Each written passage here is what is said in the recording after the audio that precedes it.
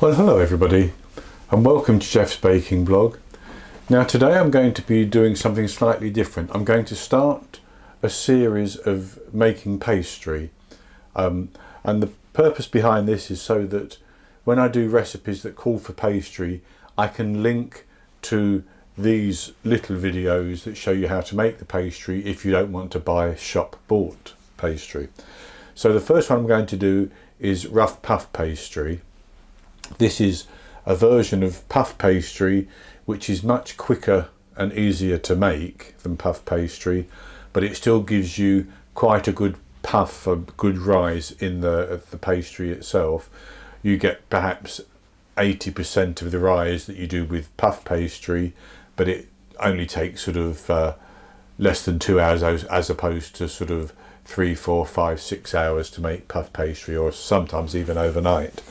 So I'm going to make a small version here, and then when I finish this video I'm straight away going to make another video which is to make a sausage plat, and it's going to be using this rough puff pastry, but I'll post that as a separate video so that you get the idea for what I'm doing.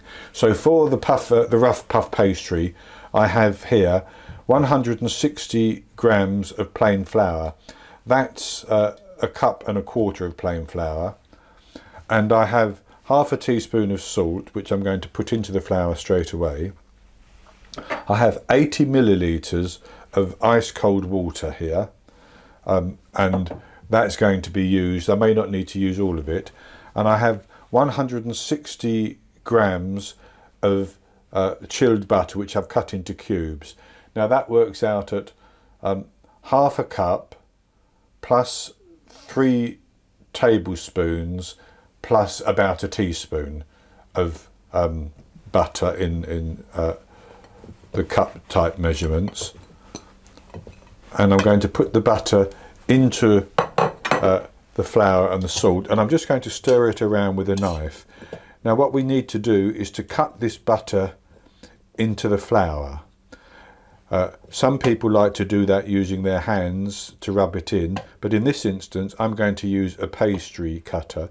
You could use a couple of knives and just cut it like that, but I'm going to use a pastry cutter to do it, and then I'll clean down the pastry cutter as I need to. So the idea is that we work this until we have smaller chunks of butter, but still large enough to see the individual flecks, so it's not all the way down to the breadcrumb consistency that we often use when we're making pastry.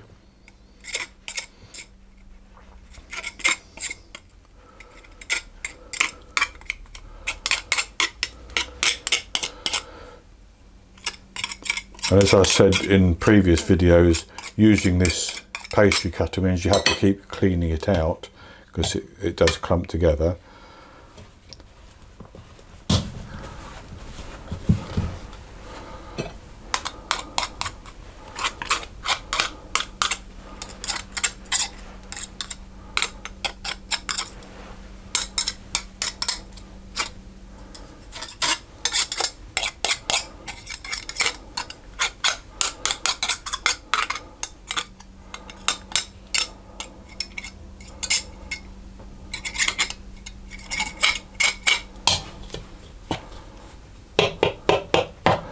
So as you can see, that's been cut into much smaller pieces now, but you can still see that it's quite chunky in some places. So what I'm going to do at this stage is to pour in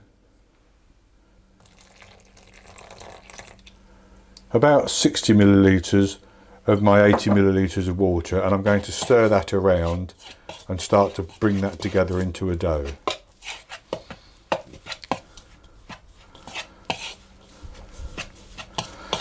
And then I'll add more water as I need it.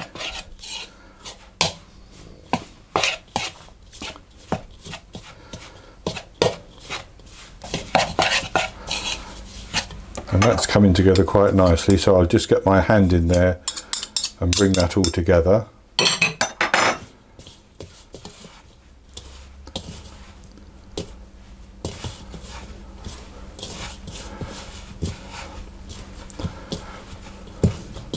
and I didn't use all of the water. I've got about a teaspoon left, so I've used about 75 millilitres. But that's all we need to do with our dough for the time being. And what we need to do now is to form that into a square or an oblong like that, and wrap that in some plastic wrap, and we're going to chill that in the fridge for 20 minutes. And that is just so that it's workable. So I'll be back in 20 minutes and we'll roll this out and start making our folds to create the layers that we need. Our pastry has now been, or our dough has now been chilling for 20 minutes, and I've lightly floured the work surface. And what I'm going to do is I'm going to roll this out into an oblong, which is the length being 3 times longer than the width, if I can.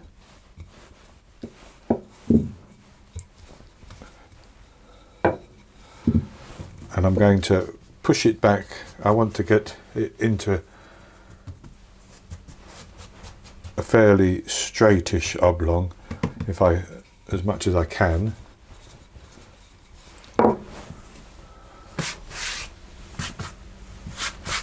And I don't want to put too much flour on, but I want to use enough flour that nothing sticks, and then we brush off the excess later.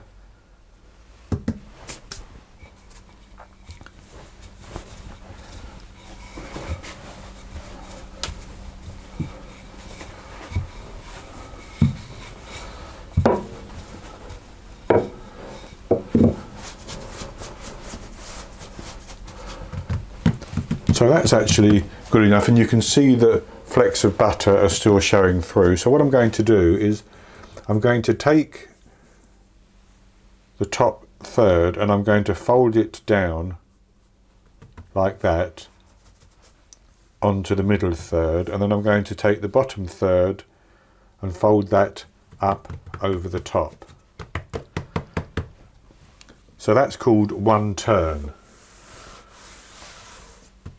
So what we now do is turn that round so that we have the open ends facing, and we're going to roll it out again as the second turn.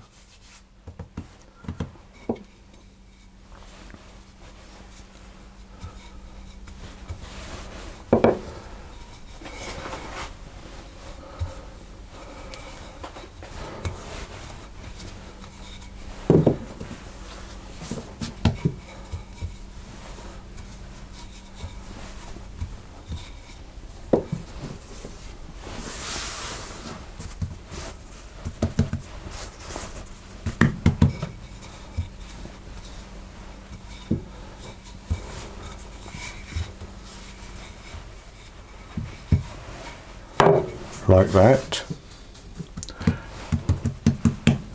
And then what we're going to do is fold it again. So one third goes on, the other third goes over the top, and that's 2 turns.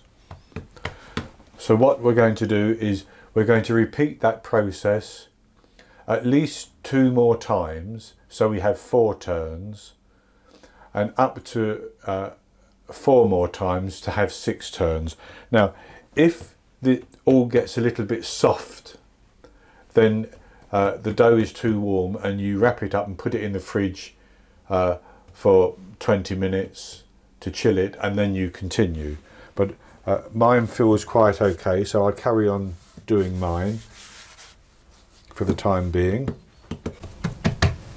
So that is the 6th time rolled out, and I'm going to fold that over and fold this one over like that, and that completes my 6 turns. So what I'm going to do now is I'm going to wrap that up and I'm going to chill it. And if I would want to use it straight away, I need to chill it for at least 30 minutes. But having made it and wrapped it up, you can chill it for a few days, up to a week in the fridge before you use it, or you can put it in the freezer and freeze it, and it will keep for a long time in the freezer. I'm actually going to be using this fairly quickly, so I'm going to chill that, and then I will go on in another video to use this rough puff pastry. So that's all there is to this process, and it's ready for rolling out then to be used for things like apple turnovers, or anything that you've used puff pastry for, really. Apple turnovers, the tops for pies, sausage plats, things like that. So that's it for this video. I hope you've enjoyed it, and if you have, please give me the thumbs up, and I will be back with another video very soon, because I'm going to use this puff pastry, or rough puff pastry, to make sausage plat.